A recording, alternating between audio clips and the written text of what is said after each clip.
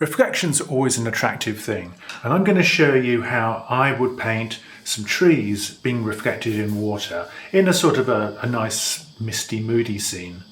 So I'm going to pre-wet my paper, and that's going to allow me to get soft edges all the way through it. Just a film of water over the top. All I'm thinking of in my head is the fact I'm going to have a bank somewhere along here, about a third of the way up, and everything else will just come in as it does. So colour-wise, I'm going to start with some blue and just take it from there. So some ultramarine, and I think I'll add in just a little bit of raw sienna, make it a sort of a dirty blue-green, like that. And I'll use that as a backdrop to start with. So let's just put that in. Now I'm going to dilute that a lot and let that float all the way across. So backwards and forwards, repeatedly backwards and forwards, because that makes sure that the paper is wet, and it also gives the paint a chance to flow when you're doing that. So I'm going off the paper, I'm going over to here, and I'm going over to here. So there are no marks in the middle because of that. From that point, I know that this is going to be very pale when it dries, and that's what I want. I want to boost up some colours coming through in the middle though. I'm going to put a little bit of my sienna in the middle, like that. Just brush it straight in, and that's going to give me something a little bit warmer. I'm thinking of a cool morning here. I'm not trying to do bright colours or anything. I'm trying to just think of a slight gradient of colour coming from the back and forwards. Now I'm going to stop here because that's where I want to have the reflection below. So I've got a soft edge, that's great, I want to keep that, but I'm now going to add into all of this.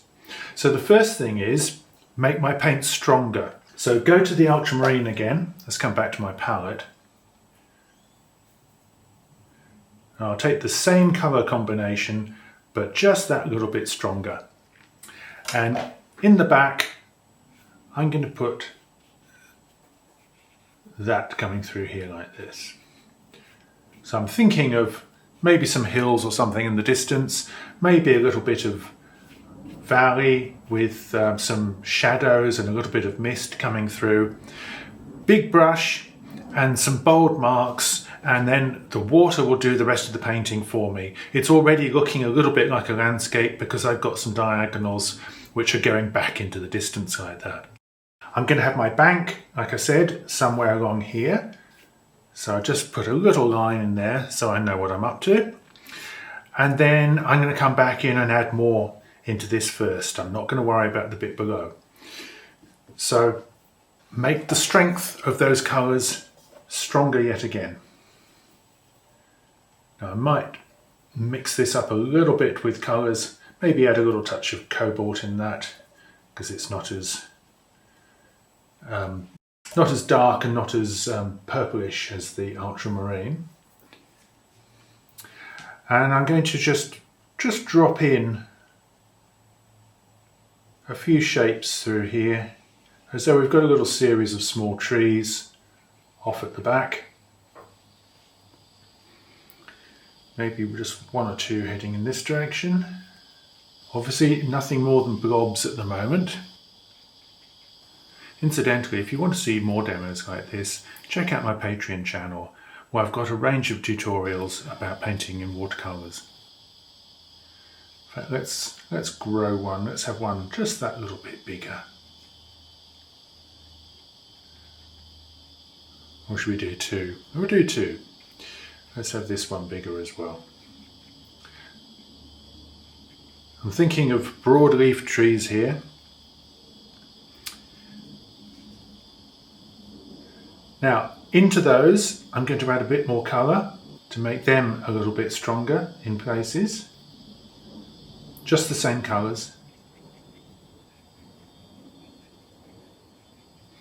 The more pigment I add in here, the more these are going to come forwards because they're going to be just that little bit stronger than everything off at the back. It's all very wet on the paper at the moment.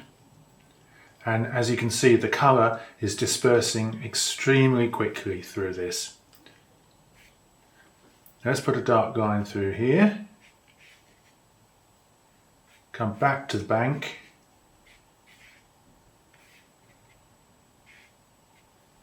All of this is nice and soft. Now, if I want to control what's going on, I'm going to switch to a much smaller brush. So here I've just got a number 8 round brush. And I'm going to take the same pigments again and just drop in these colours at the bottom. You can see how, again, even though I put in darker colour before, the extra colour is making that completely different from those bits over here. Because it is so wet, I'm going to get fuzzy things no matter what. But what I'm aiming for here is to just build up some darker colour, some darker midtones all the way through this. And as it dries, these will stay more in place each time.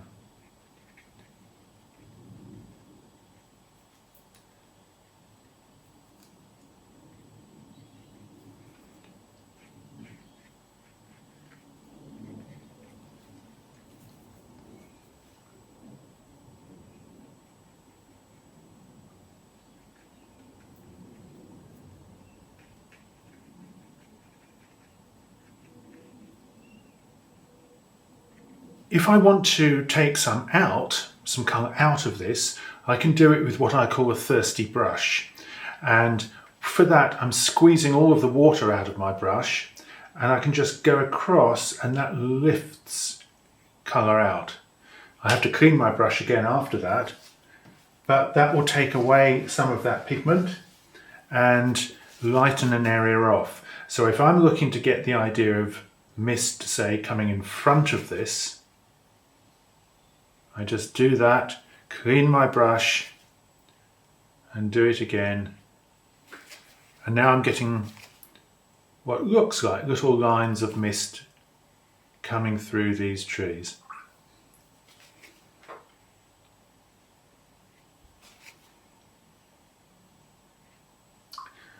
So I'm doing it gently, sort of treating it with respect, as it were. And why not? That can be anywhere in the picture.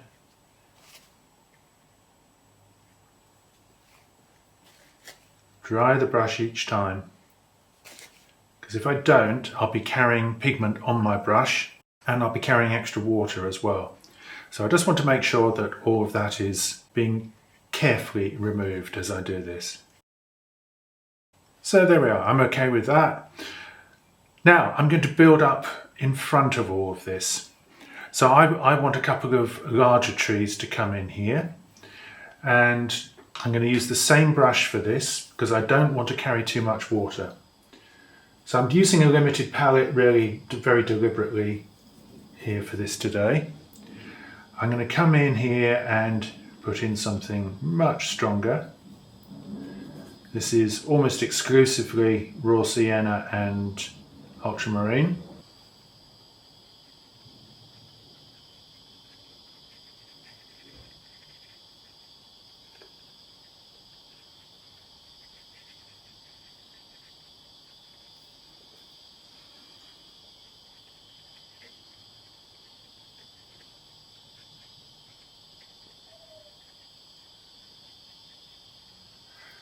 Now I'm using the point of my brush to place in smaller marks to get a suggestion of detail in this here now. These marks are still going to be soft and they're going to travel, but having started off with a fairly bold shape, I now want to refine that just slightly. And whenever you do anything wet in wet like this, the paper will always be drying a little bit unevenly. So I've got ridges. I've got a ridge here and then a little trough where the paper has buckled, and then another ridge. And on top of the ridge, it tends to get a little bit drier. So I just have to be aware of that. And if things are not moving, I have to do something about it.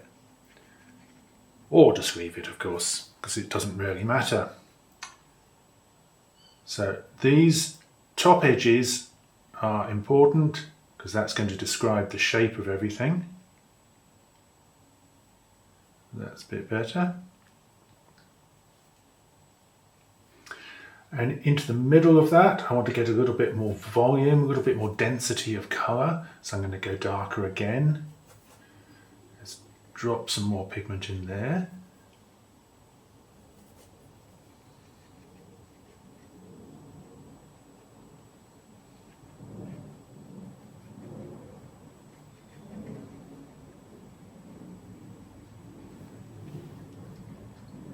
And we'll get a little bit of that coming through into the bottom. Now, as I touch that, I can see that this is starting to dry a little bit.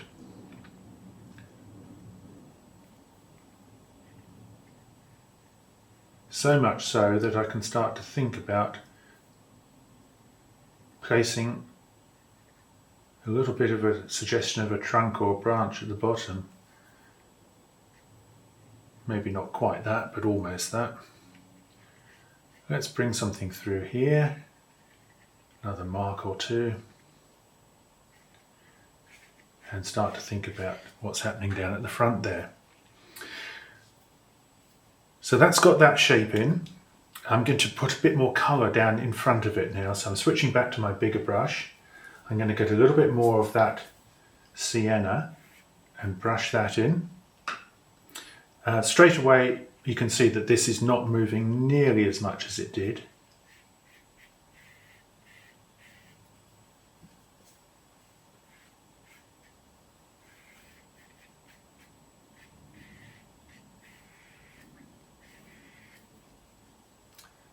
Now I'm just going to grade some of this upwards from here.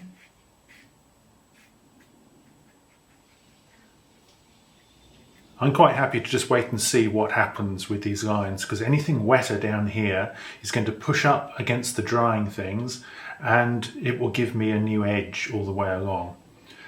The same way it's doing it all along the bottom here. So I'm quite happy to go with that and just pretty much see what happens. While it's doing it, I will add more colour into it. So I'm going to boost up the sienna in a couple of spots. This is a relatively dark raw sienna, my one. They vary a lot. Some of them have a lot more yellow in there.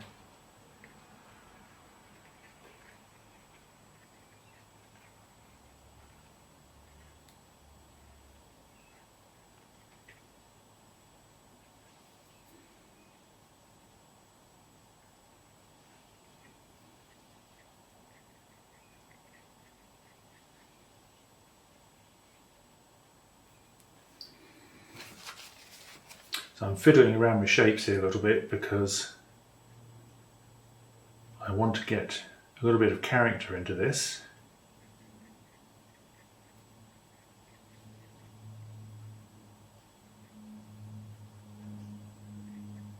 That's better. Maybe adjust that up at the top as well, as that has not moved. And like I said, it's hard to tell sometimes whether things are going to move or not. And so that's better there. And I'm going to add in just a few little bits along the side as well. A few little suggestions of something or other here.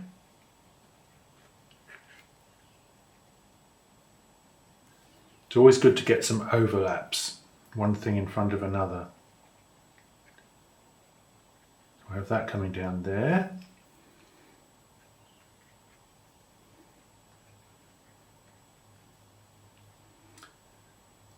And a few things here too.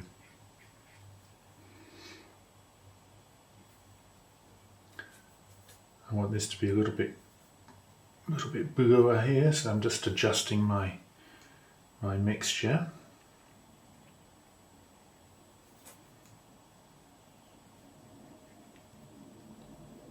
I put those lines of mist in, so I want something to cut across that.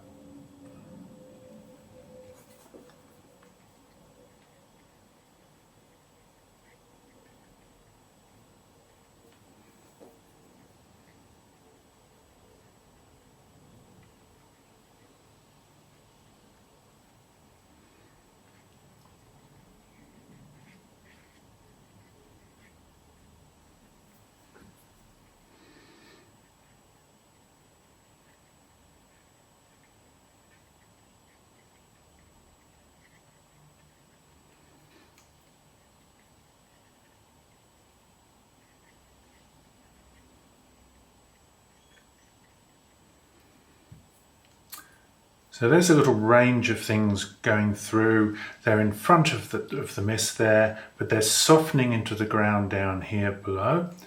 But the shapes are still there. And that's all down to how much water is left on the paper, how much the paint moves, and how strong the pigment is when I put it in. Here there's very little movement because that has clearly dried out there a lot. So if I just touch that and soften some of those edges, then that will change that bit. But I don't need to do too much. I'm happy for that just to stay there as it is. I'm not worrying about this either because I quite like what's going on there. I do want to add a bit more into the tree still because the main element of that is going to be the contrast in the darks and the sort of stronger midtones. So I'm going to get more pigment on my brush. This is mostly the ultramarine, and go back again and really put in something much stronger, and that will give me some dark within it.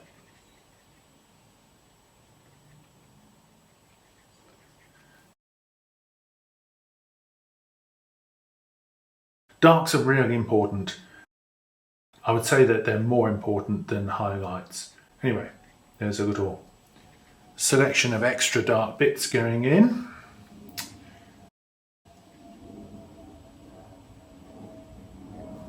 So this is softened across quite a bit,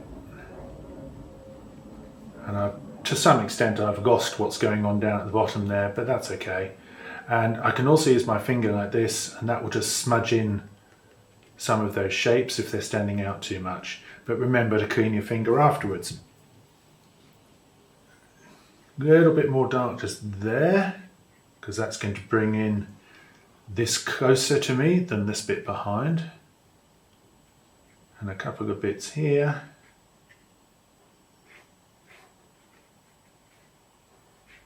A little bit more bank there, I think. Right, so that's got all of that in place. What I now need to do is get a reflection in. The paper that I had that was wet is buckled, but it's dry. It's dry to the touch. And because of that, I can't get a soft reflection in there. So I have to come back with some more water and redo it. There's a potential problem if you do that. First of all, there's the first one. If your brush is already dirty, don't do that. But coming up with more water means that anything I touch here is going to get all of that extra water, and it's going to try and push away from it. What I'm going to do is come up to a certain point and stop about there. So I'm not hitting the bits which have just formed already. I'm just in front of them. Make sure that this is all evenly wet at that point. You can see how heavily buckled that is. And then I'm going to start matching some of the colours that I've got. So I want some of the sienna. I'm just going to bring that through here to reflect that bit of land there. It won't be as wide as that bit really, but I'm just bringing that in to pull the colours of the bank down. I also don't want it to be as clean as that either, because it would always be a sort of a shallow imitation of the colours that are on the top. But as I go across here and there, I'm just going to use my brush to just gently push in towards the bank like that, and I'm going to leave just a little line of light. And if this does touch in certain places, then that's fine, because I'll get some interesting things happening. Then I'll start taking the colours that I've got in the trees, and I'll start putting some of that in. So here I'm reflecting some of those trees at the back, not that much, but just a little bit.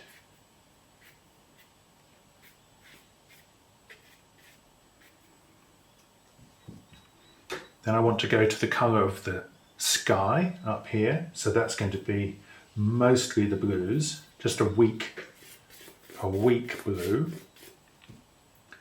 probably not quite enough blue.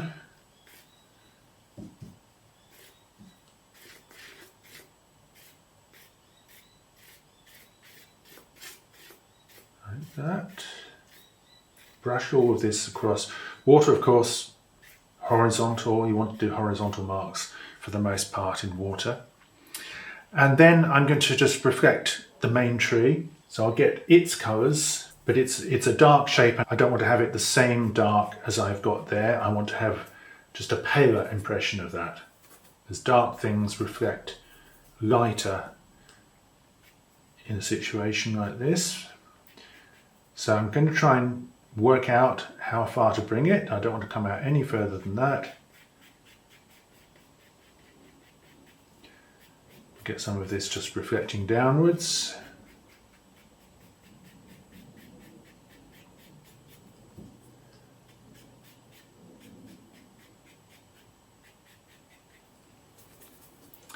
And then we'll just put in a couple of other bits which are in there as well.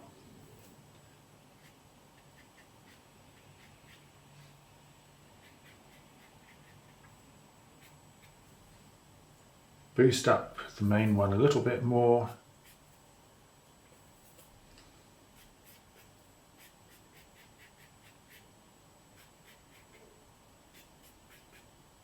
So I'm deliberately just pulling these colours downwards.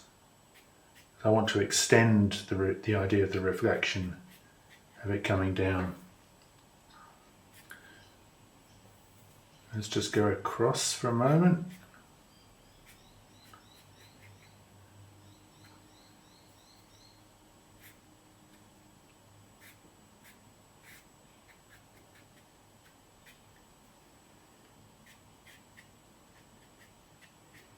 I'm just looking at this and adjusting it as the colours change.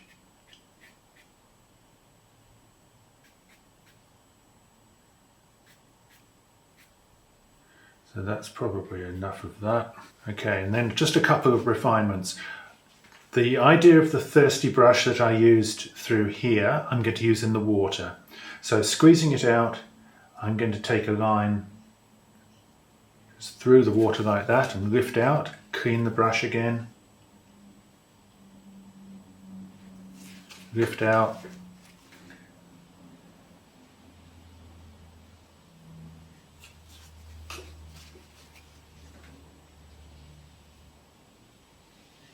because it's damp I have to go back several times.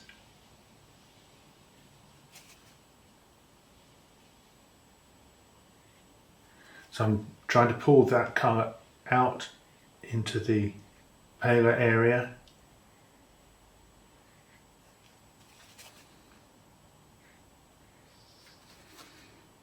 And not do too many of those.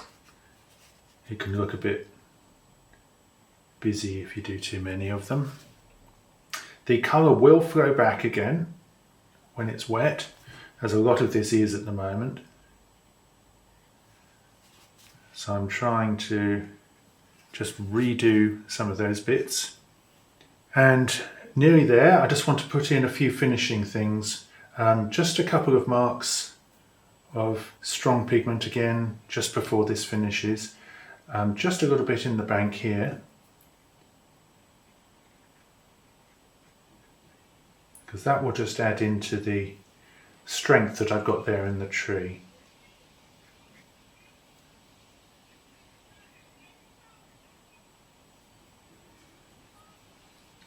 And I think I might just pull that tree down a tiny bit further.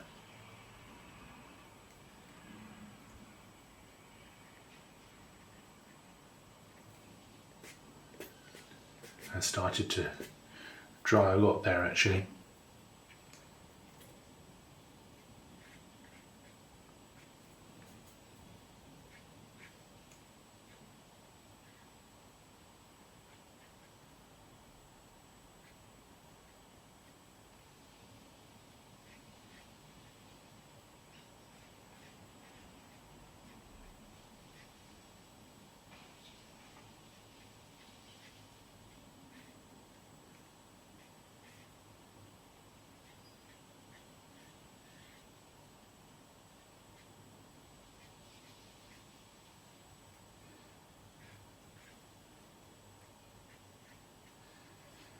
Okay, so I'm very nearly there. I think just a couple of finishing marks here.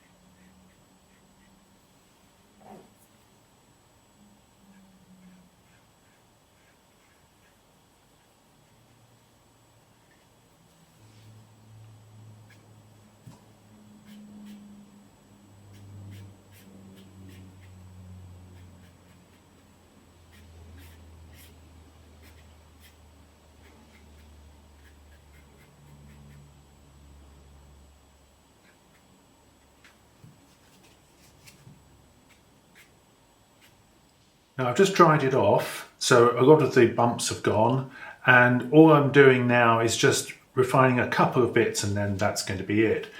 So I wanted to put in just a tiny bit more structure into the tree, a little bit of a suggestion of branch just down at the bottom, maybe coming through here.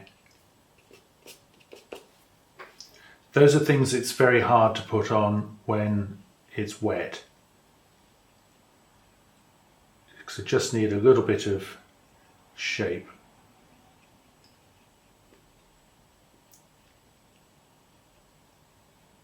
So nothing too much, but just a couple of lines which are not fuzzy.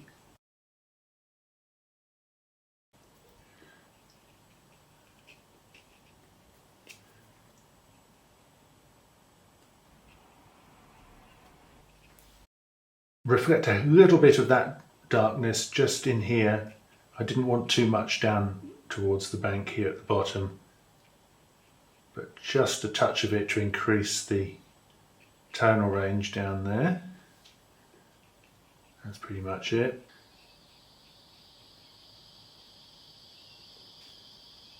Just a few marks to sort of suggest some grasses or something.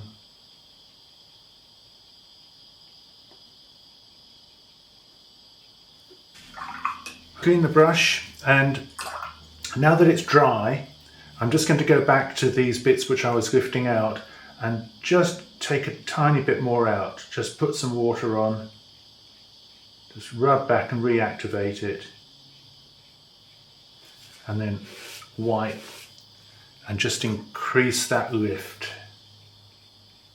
because it doesn't always work the first time, and this will just make it a little bit stronger. So wiping in the direction of the flow.